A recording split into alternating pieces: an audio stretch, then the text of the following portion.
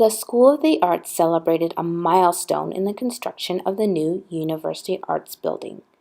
The first piece of the skywalk connecting the state-of-the-art facility and the Church Fine Arts building was installed this week at the University of Nevada, Reno campus.